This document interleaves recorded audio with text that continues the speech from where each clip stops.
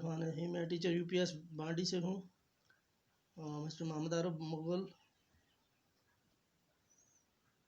मैं क्लास 6 के बच्चों का टॉपिक है इसार का जज्बा। इसार कहते हैं कुर्बानी को। आज हम इस टॉपिक को कंप्लीट करेंगे। टॉपिक इस तरह से है। शीबा के दोनों बेटे आवारा ही नहीं, मगरूर और बददिमाग भी थे। जब तालीम में इनका जी न लगा तो बाप ने उन्हें अपने कारोबार में लगाने की कोशिश की, मगर ऐसे भी लगाम तबीयतें रखने वाले भला व्यापार में क्यों कर सुरखरू होते। वहाँ तो पता मारे बगैर कुछ हासिल नहीं होता। पता मारना कहते हैं मेहनत करना। मेहनत करने बगैर, पता मारने का मतलब है मेहनत करना। मेहनत करने के बगैर कुछ हासिल नहीं होता। और ये वो काम था जो उनके बस से बाहर था। अदनान में अब इतनी हिम्मत न थी कि तन तनहा सारा काम चला लेता। तन तनहा कहते हैं अकेले को। हिस्सादारों ने भी जब उसकी ये हालत देखी तो आहिस्ता आहिस्ता सब कुछ अपने कब्जे में करने में मसरूफ़ हो गए। नतीजा ये हुआ कि कुछ मदद बाद ही इसका दिवाला फट गया, यानी हालत इसकी बदल गई।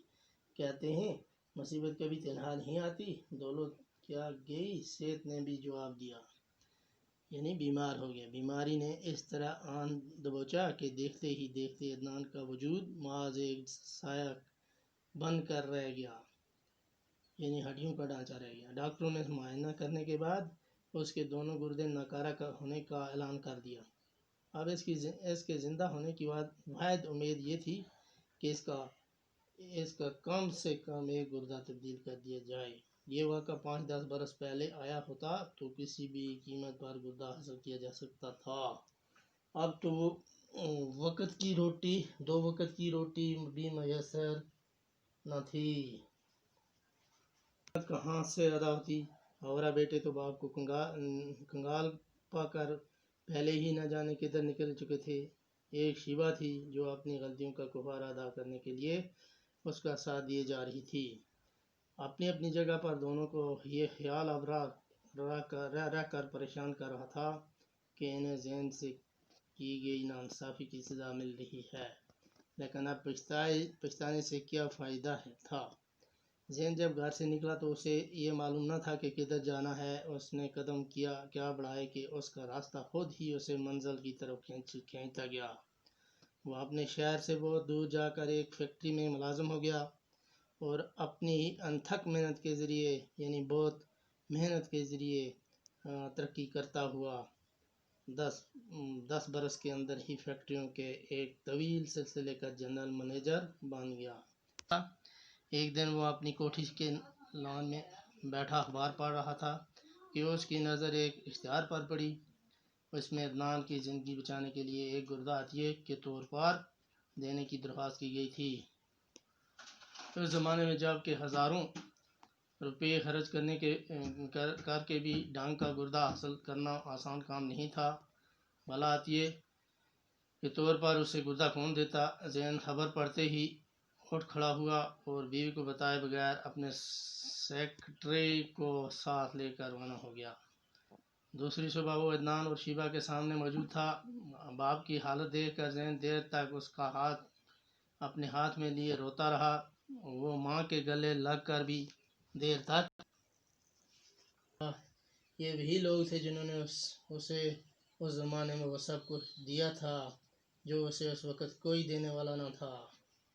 के लिए क्या कुछ नहीं किया था। पुरानी यादों को लाल कर दिया था। पुरानी यादों ने उसे वो हमेशा पूछता रहा था।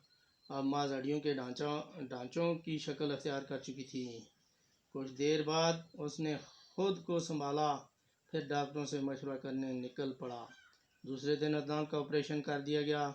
ज़ैन ने अपने एक गुर्दा बाप के नज़र करके उसकी जान बचाई, यानी ज़ैन ने अपना गुर्दा बाप को दिया और उसकी जान बच गई। वो चाहता तो दौलत के बलबूते पर एक गुर्दा किसी से हासिल कर सकता था, लेकिन एक तो अदनान की हालत इस कदर ख़राब हो चुकी थी कि एक दिन का इंतज़ार करना भी खतरे से खाली न था।